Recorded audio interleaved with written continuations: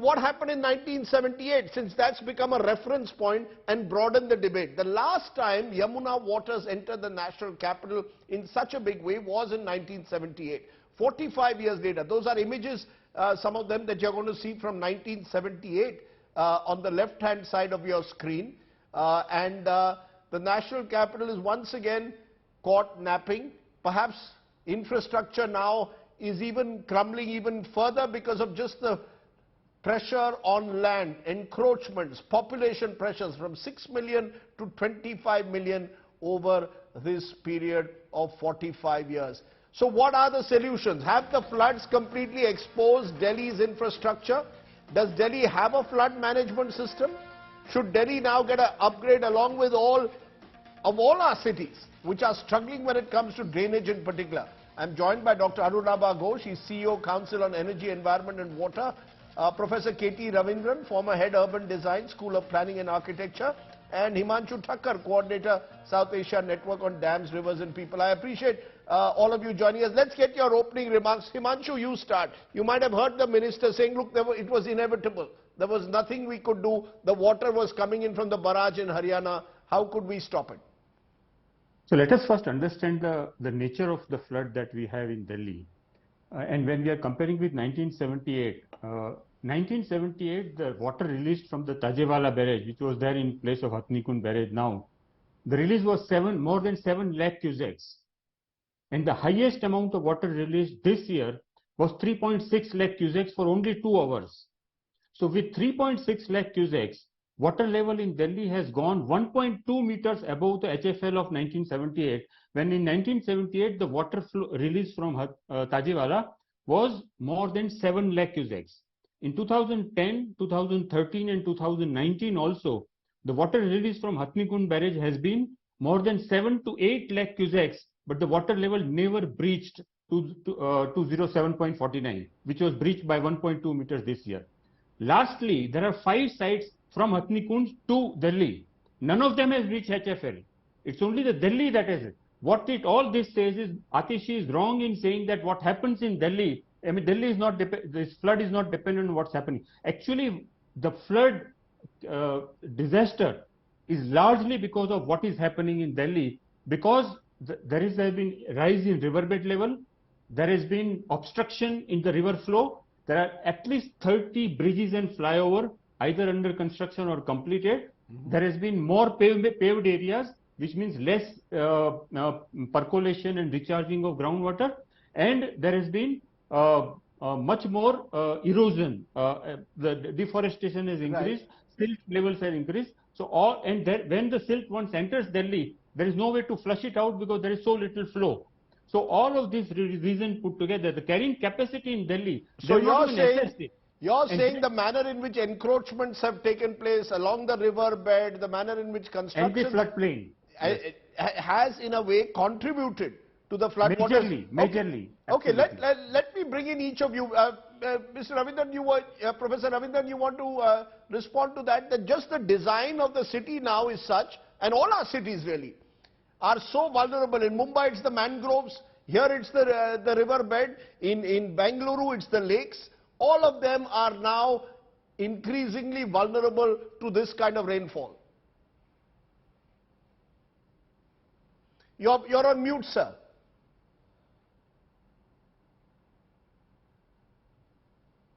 Absolutely right.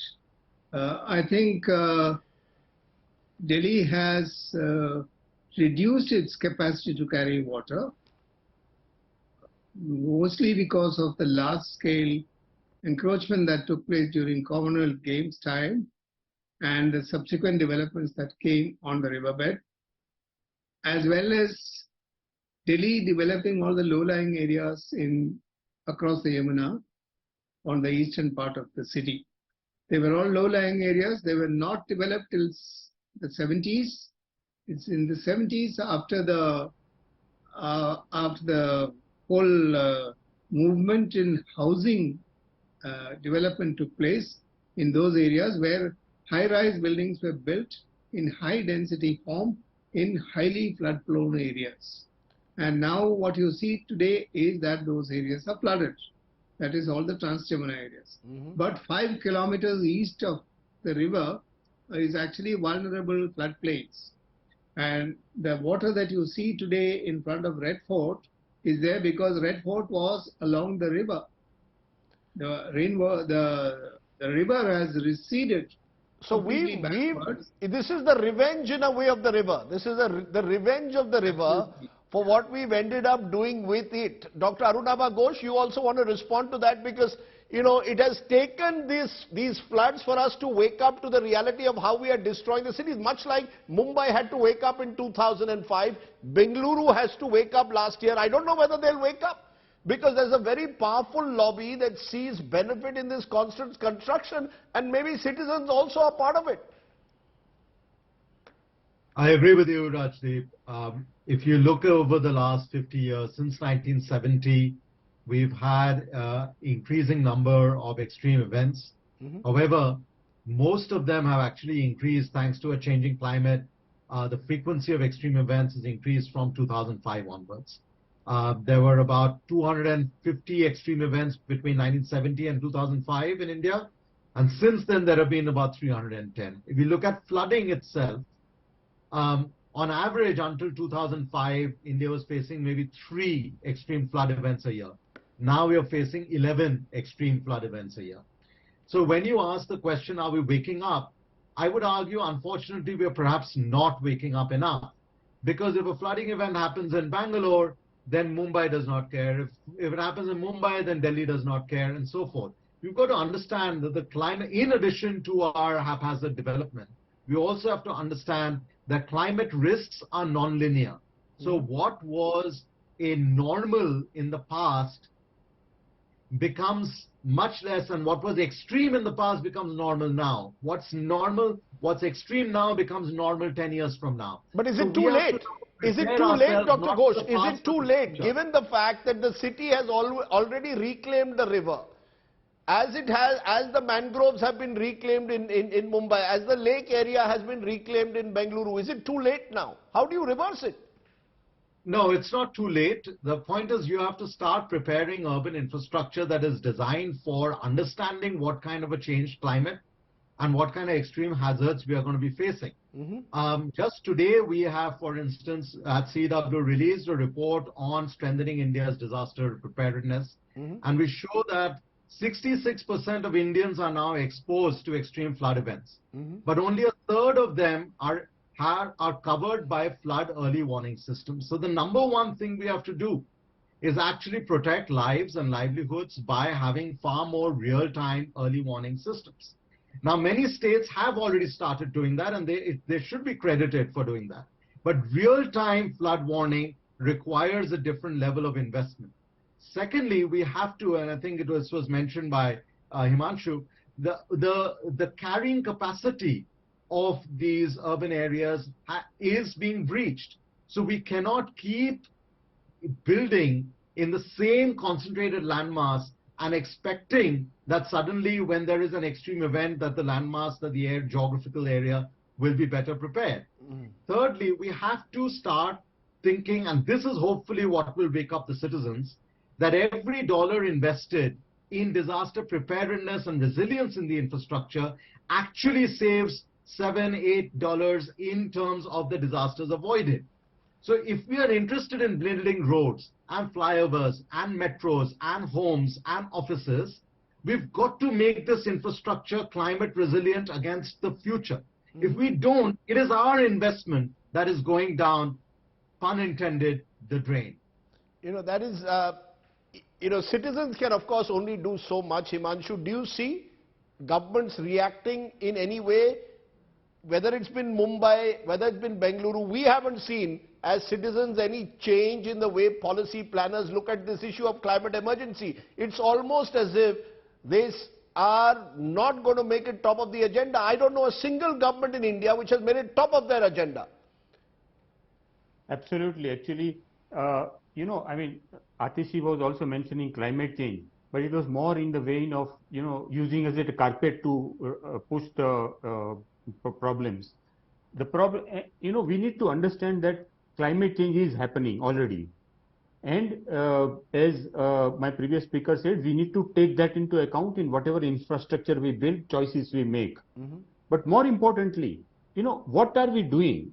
Look at the highways that we are building. The ministry of, Gadkari remains media darling, but that same Gadkari's ministry refuses to do even environment impact assessment of Chardham highway. I mean, look, and Chardham highway is such a major intervention in mountains. Similarly, so even in Delhi, have you seen an environment impact assessment of the flyovers and the metros and of the various other infrastructure which is obstructing the river, or the encroachment that's happening on the riverbed in the floodplain? Have you seen an EIA? No, but we have the same question. Again, I brought it into what's with the coastal road in Mumbai. You meet citizens say, most citizens I speak to say they want a coastal road. No one wants to look at the environmental impact that it may well have in the future.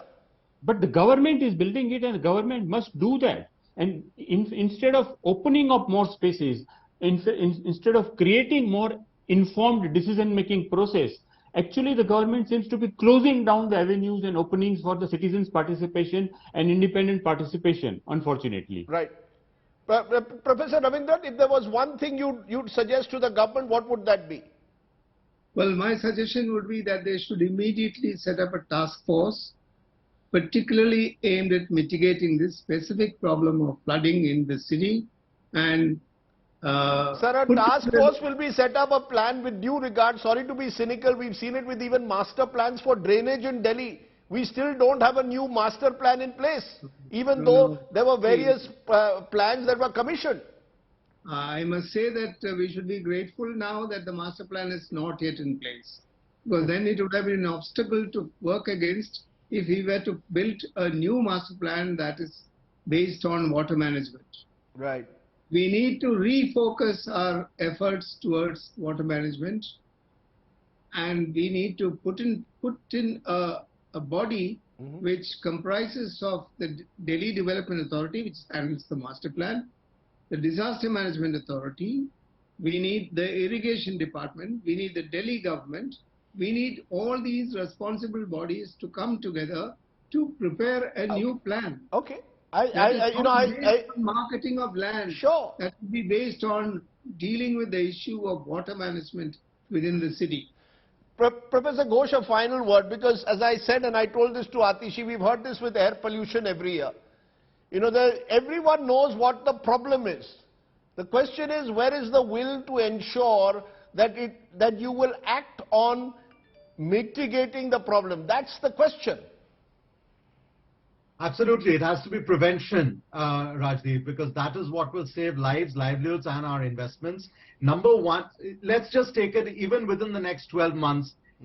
All major Indian cities should do a flood risk assessment, not just Delhi or Bangalore or Mumbai. Because it might be Delhi today and it will be another city next year. Secondly, we have to ensure that there is no exception to any major infrastructure if it does not do a climate risk proofing in its investment plan. There should be absolutely no exception given under any circumstances. We have to stop celebrating concrete and start investing in resilience. That's a nice one line. Stop celebrating concrete, start investing in resilience. My worry, of course, is that those who are our VVIP policy makers, and indeed people like us, we live in our leafy colonies, we are protected in our gated colonies.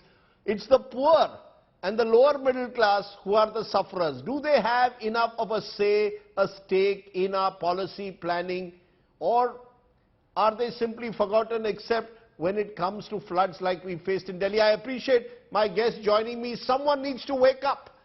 We had a similar program on Monday about the Himalayas, where Sunita Narayan told me something that has stuck with me. Do not convert the Himalayas into a GK1 parking lot. And it's true of every city in this country. We are destroying our cities. This is the revenge of the river or the sea or the lakes across our city. Think about it.